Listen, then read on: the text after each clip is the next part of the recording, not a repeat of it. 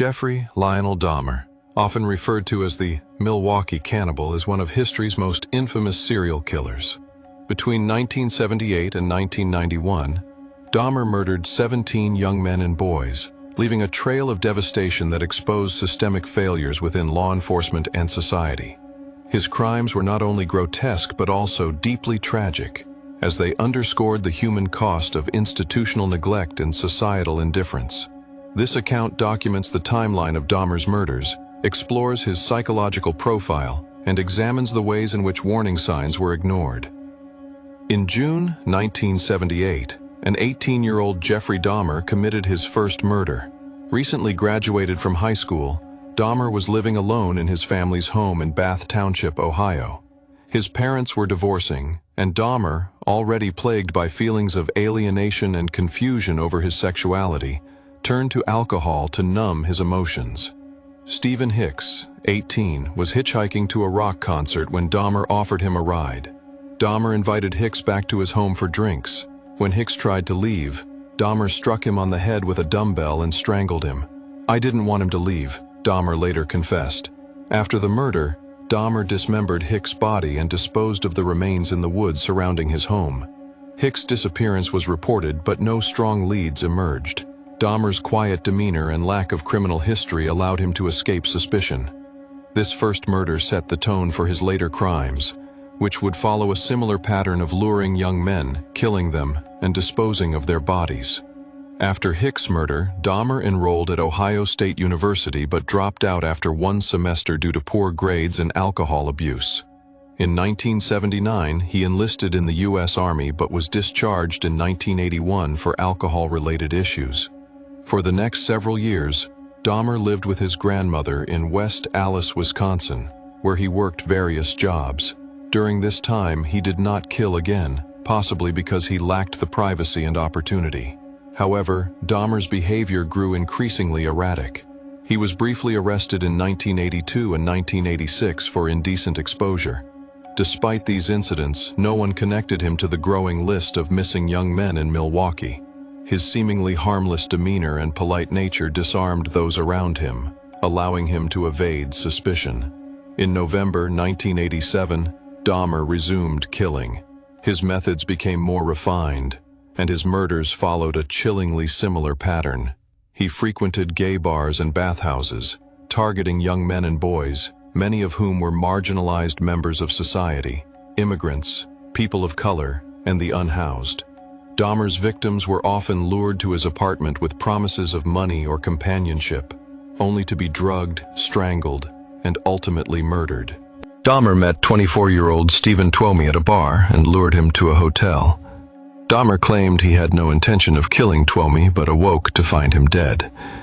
In a panic, he purchased a large suitcase to transport the body back to his grandmother's home, where he dismembered it.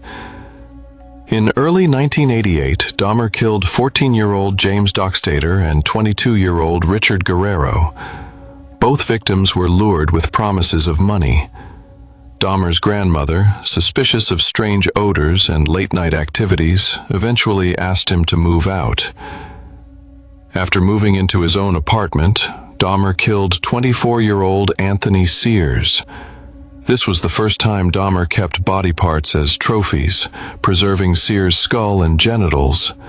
This escalation indicated his deepening detachment from reality and increasing obsession with control.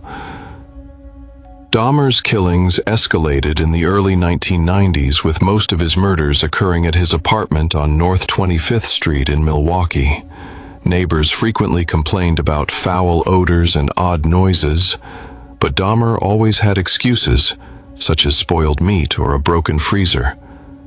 Tragically, law enforcement failed to act on multiple occasions when intervention might have saved lives. In May 1991, 14-year-old Konerak Sinthasomphone managed to escape Dahmer's apartment while heavily drugged. Two women found him wandering the streets, disoriented and bleeding. They called the police, but when officers arrived, Dahmer convinced them that Sinthasomphone was his 19-year-old lover. Despite the women's protests, the police returned the boy to Dahmer, who killed him shortly thereafter. This incident highlighted a grave failure of law enforcement, as officers ignored the women's concerns and failed to verify Sinthasomphone's age or identity. Glenda Cleveland, a neighbor, repeatedly called the police to report suspicious activity, including young men entering Dahmer's apartment and never being seen again. However, her concerns were dismissed. Cleveland later stated, "I knew something was wrong, but no one listened." On July 22, 1991, Dahmer lured 32-year-old Tracy Edwards to his apartment.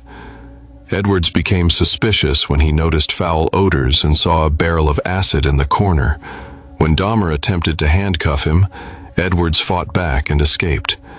He flagged down police, who accompanied him back to the apartment. Inside, officers discovered photographs of dismembered bodies, skulls in the refrigerator, and a 57-gallon drum containing decomposing remains. Dahmer was immediately arrested. During his confession, he admitted to killing 17 men and boys, describing his crimes in chilling detail. Dahmer's crimes were driven by a combination of psychological factors.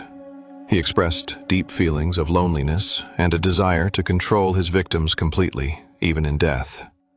His later experiments with cannibalism and preserving body parts were attempts to keep his victims with him forever. Forensic psychologists noted that Dahmer exhibited traits of antisocial personality disorder and necrophilia.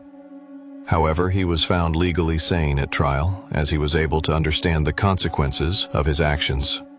The aftermath of Dahmer's crimes left families devastated and communities shaken.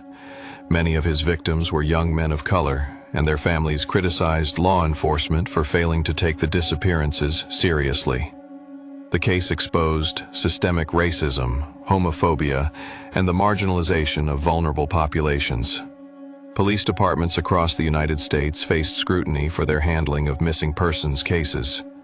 Advocacy groups called for better training and accountability to prevent similar tragedies. Glenda Cleveland, the neighbor who repeatedly tried to alert authorities, became a symbol of the community's frustration. "We tried to stop him," she said in an interview, "but no one would listen to us." The family of Konerak Sinthasomphone sued the Milwaukee Police Department for negligence. The officers who returned him to Dahmer were fired but later reinstated. This decision sparked outrage and calls for reform. Jeffrey Dahmer was sentenced to 15 consecutive life terms in prison in 1992. However, he was killed by a fellow inmate in 1994. While his death closed one chapter, the impact of his crimes continues to resonate. The Dahmer case serves as a stark reminder of the consequences of societal indifference and institutional failures. It highlights the importance of listening to marginalized voices and taking community concerns seriously.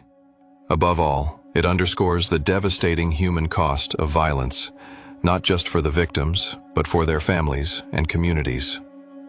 The story of Jeffrey Dahmer is not just a tale of horrific crimes, but also a reflection of systemic failures that allowed a predator to operate, unchecked, for over a decade.